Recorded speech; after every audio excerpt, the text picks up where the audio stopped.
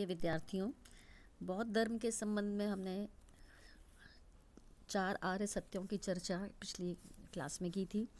उसी को आगे बढ़ाते हुए हम आज चर्चा कर रहे हैं अष्टांगिक मार्ग की, यानी 8 फोल्ड पाथ, जिसको कि दुख निरोध गामिनी प्रतिपदा यानी दुख के शमन तक ले जाने वाले मार्ग के रूप में परिभाषित किया गया है।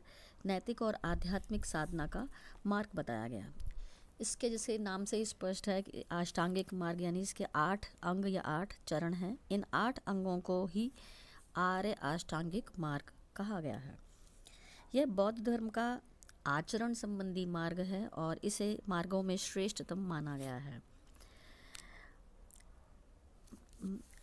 बुद्ध ने अपने प्रथम धर्मोपदेश, जिसे धर्म चक्र परिवर्तन कहा जाता है, उसके अंतर्गत भी सारनाथ में इसी मार्ग का उपदेश किया था। और इस मार्ग के महत्व के बारे में स्वयं महात्मा बुद्ध का कथन है कि भिक्षुओं जिस प्रकार गंगा, यमुना, अचिरावती, सरयू और माही नदी पूर्व की ओर बहने वाली समुद्र की ओर अधिगामिनी होती हैं, उसी प्रकार भिक्षुओं अभ्यास करने पर आर्य अष्टांगिक मार्ग निर्वाण की ओर ले जाने वाला होता है और निर्वाण की सिद्धि को प्राप्त कराने वाला होता है। तो ये जो 8 चरण या 8 अंग वाला मार्ग है, इसमें प्रथम जो है वो है सम्यक दृष्टि, अर्थात सत्य या यथार्थ दृष्टि। बुद्ध वचनों में विश्वास, यानी बुद्ध के विचारों में, बुद्ध के वचनों में विश्वास और आर्य सत्यों में उनका ज्ञान प्राप्त करना। इसके बाद आता है सम्यक संकल्प। इनमें सभी में सम्यक शब्द आता है। सम्यक का अर्थ ही है समुचित, राइटियस।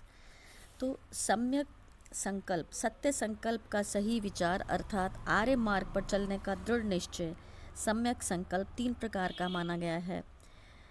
नैष्क्रम्य सम्यक संकल्प यानी त्याग का संकल्प, अव्यापाद सम्यक संकल्प, द्वेष भाव न रखने वाला संकल्प, तथा अवहिंसा सम्यक संकल्प यानी हिंसा का भाव न रखने का संकल्प। इसके बाद आता है सम्यक वाक, वाणी की सत्यता और मृदुता, यथार्थ और प्रिय वचन बोलना ही सम्यक वाक है। त्रिपिटकों में कहा गया है कि असत्य, संभिन्न प्रलाप यानी व्यर्थ की चर्चा या व्यर्थ का प्रलाप, पारुष्य वचन या कठोर वचन तथा पैशुन्य यानी चुगली आदि से रहित वाणी ही सम्यक वाक है। यानी वाणी का पर आचरण सम्यक प्रकार से किया जाना, वाणी को नियंत्रण में रखना सम्यक वाक है। इसके बाद आता है सम्यक कर्मांत, यानी आपकी जो आजीविका के साधन हैं वो किस प्रकार के हों। हिंसा, चोरी और मिथ्याचार का त्याग, सत्कर्मों यानी दया, दान, करुणा, मैत्री, अहिंसा आदि का आचरण करना। इसके बाद आता है सम्यक यानी आप जीविका के लिए किस प्रकार के साधनों का प्रयोग करेंगे जो सदाचार पूर्ण हो, अर्थात न्यायोचित जीविका उपार्जन करना श्रेष्ठ माना गया है बुद्ध के शब्दों में, जिसमें कहा गया है कि विष, शस्त्र, मदिरा, मांस बेचकर, झूठे नापतोल से ग्राहकों को धोखा देकर, दासों, नौकरों, जानवरों का व्यापार आदि करके अपना जीवन निर्वाह करते हैं, वे ही मिथ्या आजीव है। और उन्हें इन्हीं आजीविकाओं का आश्रय न लेकर सदाचार से जीवन यापन करना ही सम्यक आजीव है।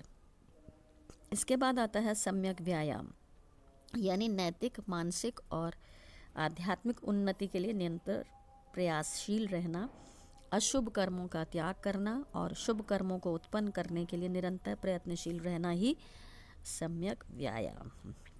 फिर आता है सम्यक स्मृति, शरीर और मन की दुर्बलताओं की निरंतर स्मृति, जिससे मनुष्य के कार्य विवेकपूर्ण हो। बौद्ध धर्म में सम्यक स्मृति को काफ़ी महत्व दिया गया है, क्योंकि विशुद्धि एवं ज्ञान प्राप्ति में इसका विशेष योगदान है और ये विशेष लाभकारी भी है। बुद्ध पुनः अपने शिष्यों को स्मृति और सम्यक ज्ञान से युक्त रहने के लिए कहते हैं। सदा जागरूक और स्मृतिवान भिक्षु हों, तृष्णा जाल को काटकर निर्वाण प्राप्त करना चाहिए।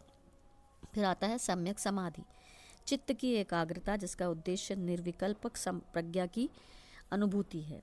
तो बुद्ध ने संक्षिप्त रूप में शील, समाधि, प्रज्ञा को दुख निरोध का साधन बताया। ये तीनों रत्न शील, समाधि एवं प्रज्ञा बौद्ध आचार शास्त्र की आधारशिला हैं और इन तीनों के अंतर्गत अष्टांगिक मार्ग के 8 अंग आते हैं, जो कि सम्यक वाक, सम्यक कर्मांत और सम्यक आजीव शील में आते हैं। सम्यक व्यायाम, सम्यक स्मृति और सम्यक समाधि समाधि के अंतर्गत, तथा सम्यक दृष्टि और सम्यक संकल्प प्रज्ञा के अंतर्गत। शील का अर्थ है सदाचरण, समाधि से अभिप्राय ध्यान की अवस्था से है और प्रज्ञा का अर्थ सत्य या यथार्थ ज्ञान का आश्रय है। आशा है ये अष्टांगिक मार्ग के विषय में ये चर्चा आपके लिए उपयोगी सिद्ध होगी।